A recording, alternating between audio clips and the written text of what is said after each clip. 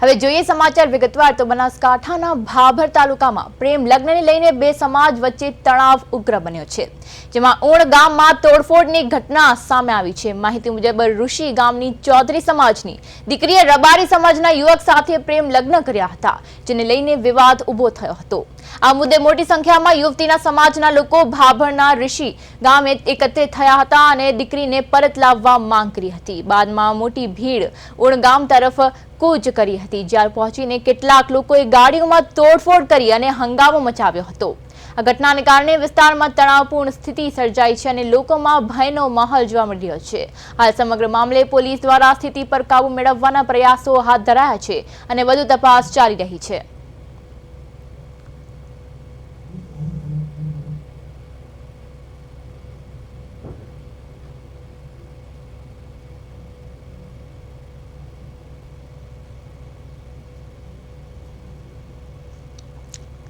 મોટી સંખ્યામાં યુવાનો પહોંચ્યા હતા ઉના ગામ। પોલીસે ટીયર ગેસના સેલ છોડ્યા હતા। ટોળાએ તોડફોડ કરી ગાડીઓના કાચ તોડી નાખ્યા હતા। પોલીસનો ચુસ્ત બંદોબસ્ત ગોઠવવામાં આવ્યો છે। સંમેલન બાદ તંગદિલીનો માહોલ સર્જાયો હતો। મોટી સંખ્યામાં યુવાનો પહોંચ્યા હતા ઉના ગામ અને ગાડી પર તોડફોડ કરી હતી। પોલીસે ટીયર ગેસના સેલ છોડ્યા હતા। ટોળાએ તોડફોડ કરી ગાડીઓના કાચ તોડી નાખ્યા હતા।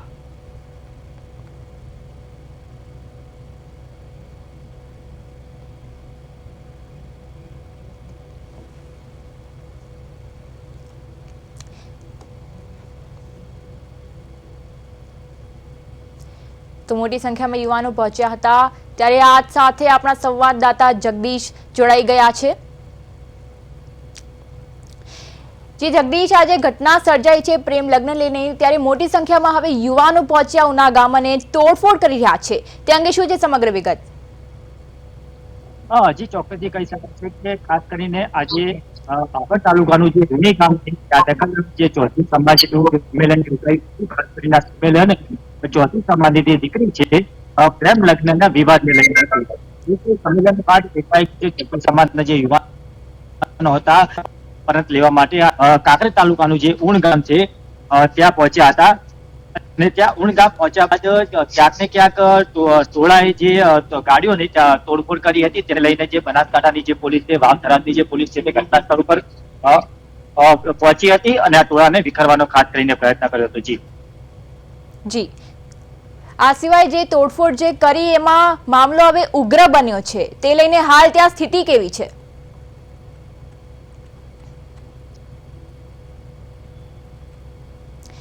જેવું ફરીથી પૂછવા માંગીશ, જ્યાં તોડફોડ કરી રહ્યા છે ત્યાં ગાડીઓમાં જેવી રીતે તોડફોડ કરી રહ્યા છે તે અંગે હાલમાં ત્યાં સ્થિતિ કેવી છે?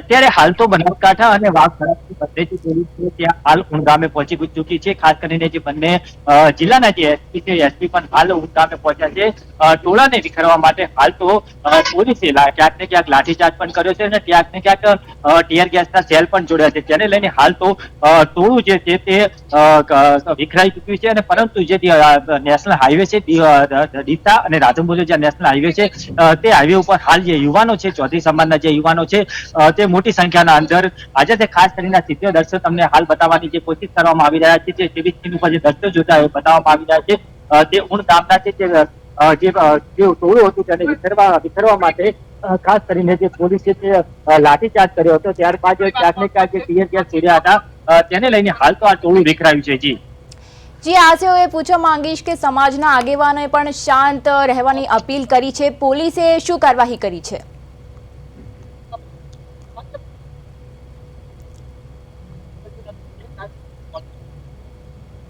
જે ફરીથી પૂછવા માંગીશ કે જે ત્યાંના સમાજના આગેવાનો છે તેમણે શાંત રહેવા અપીલ કરી છે, આ સિવાય પોલીસે પણ કાર્યવાહી કરી છે, તે અંગે શું કહેશો?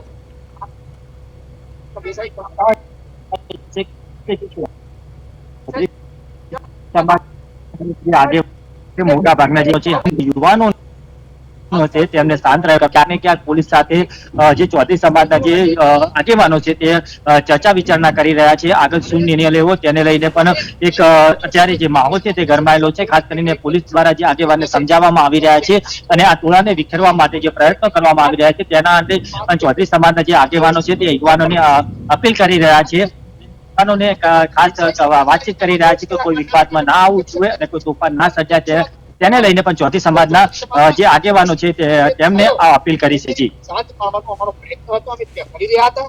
ના તો અમારું માઇક પણ બંધ કરી દીધું. આ પ્રકારનું થયું છે. એના કારણે ક્યાંક ને ક્યાંક અમારા યુવાનોમાં આક્રોશ હતો. ત્યાં છે અને ત્યાં ગયા પછી તે રૂઢિમાંથી બનાવ બન્યો છે. તો અહીંથી સમાચાર મળ્યા છે. જી જગદીશ, આ સિવાય હું એ પૂછવા માંગીશ કે સમાજના આગેવાનોએ હમણાં કોઈ અપીલ કરી છે? શું સ્થિતિ છે? શું કોઈ પ્રતિક્રિયા કરી છે?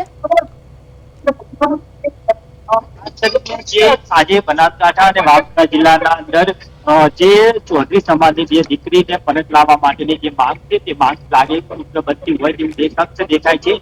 ચૌધરી સમાજના જે યુવાનો છે આ દીકરીને પરત લેવા માટે જયારે પહોંચ્યા હતા ત્યાં આ સ્થિતિ મળી હતી. ક્યાંક ગાડીના કાચ ક્યાંક સાથે ઘટન પણ થયું છે. પરંતુ જે પોલીસે જે લાઠીચાર્જ કર્યો છે ત્યારે લઈને આજે ટોળું જે ઉન ગામના અંદર જે ઘસી આવ્યું હતું, જે ઉન ગામના અંદર જે વિખરવાનો જે પોલીસે જે પ્રયાસ કર્યો છે આ ટોળું જો વિખરાઈ ગયું છે. આપણે સાથે કદાચ ચૌધરી સમાજના એક આગેવાન છે તે આપણી સાથે જોડાઈ શકે છે, જેમની સાથે વાત કરવાના પ્રયત્ન કરીશું. એમની શું માંગ છે તેને લઈને પણ એ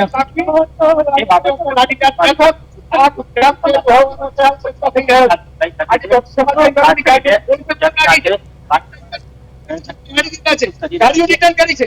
તો શું આ યોગ્ય છે? તો મારી દ્રષ્ટિએ પણ આ યોગ્ય નથી. અને ચૌધરી સમાજે જો પણ આવું કંઈ કર્યું હોય, આવા યુવાનોએ કર્યું હોય તો પણ હું વિનંતી કરું છું કે આ પ્રકારનું ન કરવું જોઈએ. માહોલમાં આ જે ભાઈચારો આજે રહેલો છે એ ભાઈચારો હળવાઈ ન રહે એ ખૂબ પણ અપીલ થઈ છે. તો અમારો પ્રચાર અમારે પણ વાતચીત ચાલુ જ હતી. જી જગદીશ, સમગ્ર માહિતી બદલ આપનો આભાર.